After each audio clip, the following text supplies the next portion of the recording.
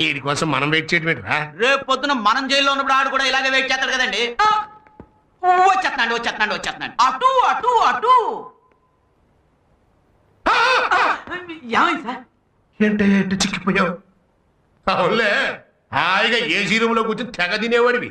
ఇప్పుడు చెప్ప చేతికిచ్చి కొలత భోజనం పెట్టేటప్పటికి చిక్కిపోయావు. పడద్దు చరగా నీ మొండితనం. కాకపోతే నేను చెప్పినట్టుగా ఉంటే లోపల కూర్చోవాల్సిన అవసరం ఉండేది కాదు కదా.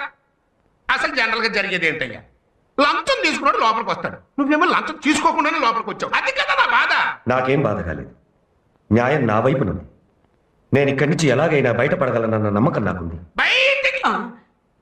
బయటికి ఎక్కడే బాగులుడరా? అయ్యో పెచ్చ కూడా ఓ పద్ధతి ఉండాలయ్యా. చూడు, ఈ ఊళ్ళో నీ తరఫున బాధించడానికి ఒక్కడు కూడా రాడయ్యా. ఎందుకో తెలుసా, నాకున్న డబ్బుకి పరపతికి భయపడి ఒక్క లాయర్ కూడా నల్లకోట వేసుకుని నీ తరఫున కోర్టుకు రాడయ్యా. అందుకని నీతి న్యాయం నా రెండు కళ్ళు అని అట్లా తెలుసు కూర్చోక ఆ కళ్ళకి నల్ల కళ్ళ కూడా పెట్టేయి, నాకు చెక్కండి ఇచ్చేయి. అప్పుడు నువ్వు నాతోనే ఉంటావు, నాతోనే తింటావు, నాతోనే బతుకుతావు. అంటే నీతితో బతికానన్న తృప్తితో ఇక్కడే చస్తాను, కానీ నీతో మాత్రం చేతులు కలపను.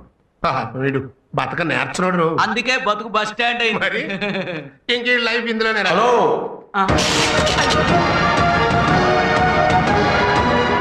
ఏంటి మా నాన్నతో ఏదో మాట్లాడుతున్నావు?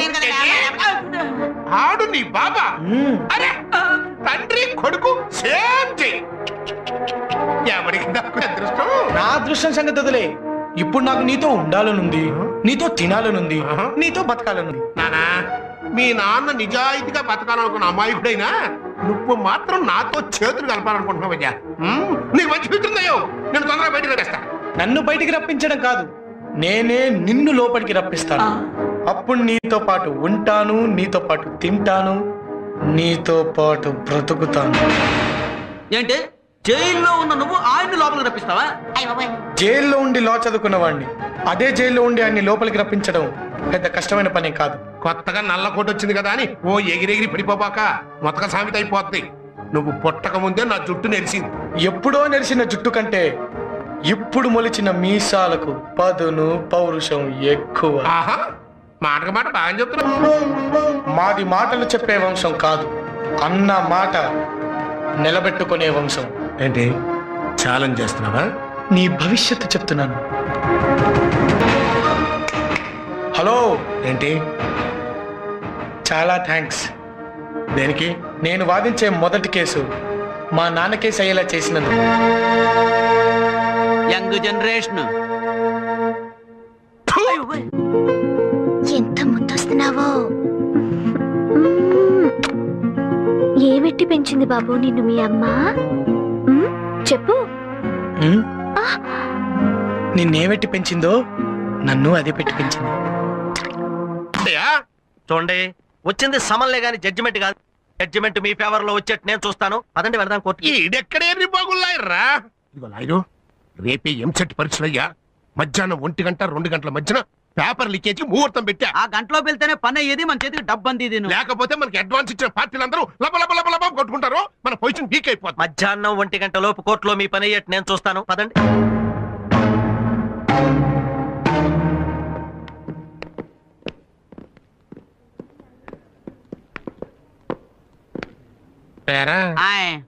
కుర్రలాయర్ కనపడలేదండి. మన దెబ్బకి భయపడి తోక ముడిచాడా? ఓసారి అటు చూడండి.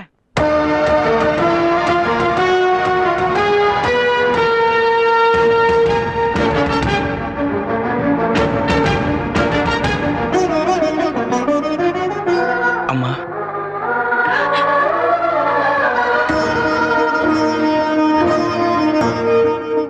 నాన్న, నేను లాయర్ అవ్వాలనే ఇన్నాళ్ళు మీ ఆశయాన్ని ఈరోజు నెరవేర్చాను.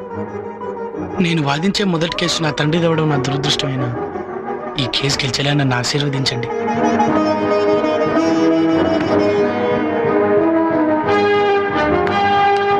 సత్య, రేపు ఎంసెట్ ఎగ్జామ్స్.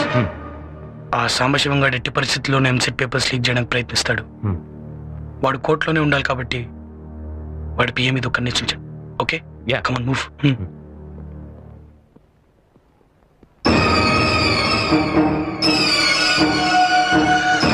రోడ్డు మీద ఎవరో ఏవో మాటలు చెప్తే ఇంటికి వచ్చి అడగడం ఏమిటండి? ఈ విషయం తెలిస్తే నలుగురిలోనూ మా పరివేం కావాలి.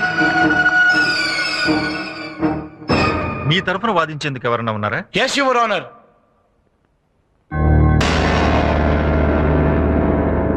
ప్రొసీడ్. లుక్ మిస్టర్ సాంబశివం, చూస్తూనే ఉన్నానండి. మీరు రాఘవ్ గారిని మీ ఇంటికి పిలిచి 10 లక్షల లంచం ఇస్తాన్నారా? లంచం? అయ్యా, గుళ్ళో 10 పైసలు దక్షిణ వేస్తేనే దేవుడికి లంచం ఇస్తున్నాడు అని జనం ఎక్కడనుకుంటారో అని భయపడే నేను 10 లక్షలు మరైతే ఆయన్ని ఇంటికి ఎందుకు పిలిపించారు? ఇంటికి? అయ్యా, నాకు ఆయనకి నయా పైస పరిచయం కూడా లేదండి. అలాగా? మరైతే కలవటానికి జైలుకి ఎందుకు వెళ్ళారు? నేను జైలుకి వెళ్తే రిజిస్టర్లో నా సంతకం ఉంటది కదండి. పెట్టు.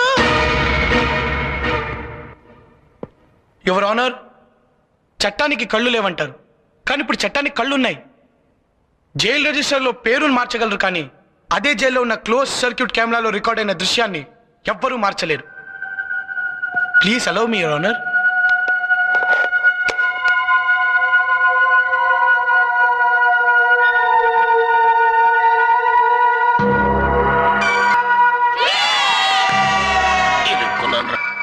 I object your honour.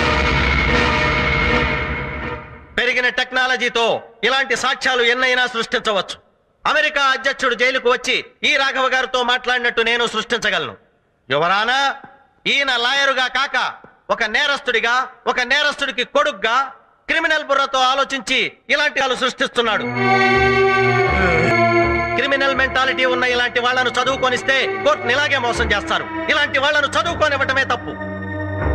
తప్పుడు పనులు చేసి జైలుకెళ్లి కోర్టుని ఇలా తప్పుదోవ పట్టించాలనుకుంటున్నా ఇలాంటి ఖైదీ లాయర్లకు కోర్టులో వాదించే అర్హత కూడా లేదు. అంతేకా, that's all your honour. Court is adjourned for lunch. ఇప్పుడు 1 గంట అయింది.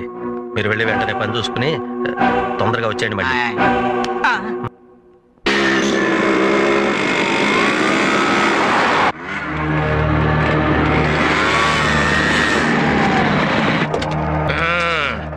రెడీగా ఉన్నారు? ఏంటండి ఎంత లేటు? మనం చేసేది లీకేజ్ వ్యాపారం. లేట్ కాకుండా ఎట్టుంటదయ్యా? బ్రేక్ టైంలో కానీ బోల్ నుంచి బయట పడలా. సర్లే, క్యాచ్ తీసుకోండి సార్, అందరిది కలిపి 2 కోట్లు. ఇదిగోండి సార్ పేపర్లు. Okay okay. రై, ఈ మొత్తాన్ని 2 సూట్ కేసులు సర్దేసి. అలాగండి.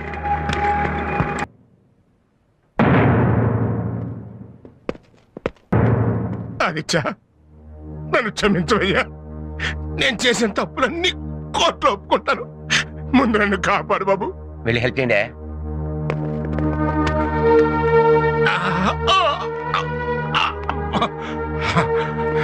చిట్టి గారు లంచం తీసుకుని ఎంసెట్ పేపర్ లీక్ చేయమంటే చేయనన్నాడని వీళ్ళ నాన్నగారిని లంచం కేసులో ఇరికిచ్చింది నేనేనండి. ఆయన నిర్దోషి. అసలు నువ్వే కాదు, జడ్జి స్థానంలో ఉన్న నేను కూడా దోషిని. ఆదిత్య, నువ్వు శేఖర్ని హత్య చేయలేదని, నా కూతురు జీవితాన్ని నువ్వు కాపాడటంలో అతను చంపాడని నాకు తెలుసు. కానీ నిజం చెప్తే జీవితం నాశనం అవుతుందని భయపడ్డాను. నేను చేసిన తప్పుకి నా కూతుర్ని విధవం చేసి ఆ దేవుడు నన్ను శిక్షించాడు. ఆ రోజున 4 గోడల మధ్య అబద్ధం చెప్పిన నేను ఈ రోజున నలుగురిలోనూ నిజం చెప్తున్నాను. నువ్వు నిర్దోషివి. ఇన్నాళ్ళు నిన్ను నీ కుటుంబానికి దూరం చేసినందుకు, నీకు శిక్ష పడేలా చేసినందుకు నన్ను క్షమించు. కోర్టులో నువ్వు మీ నాన్నగారు నిర్దోషులని చెప్పి తీర్పు చెప్తాను. నేను చేసిన తప్పుకి నైతిక బాధ్యత వహిస్తూ రాజీనామా చేస్తాను. జైల్లో ఖైదీ ఉండి కూడా పట్టుదలతో లాయర్ వై చరిత్ర సృష్టించావు. యువతకు ఆదర్శంగా నిలిచి స్టూడెంట్ నెంబర్ 1 అయ్యావు. నువ్వు జీవితంలో కూడా నంబర్ 1 కావాలి. All the best.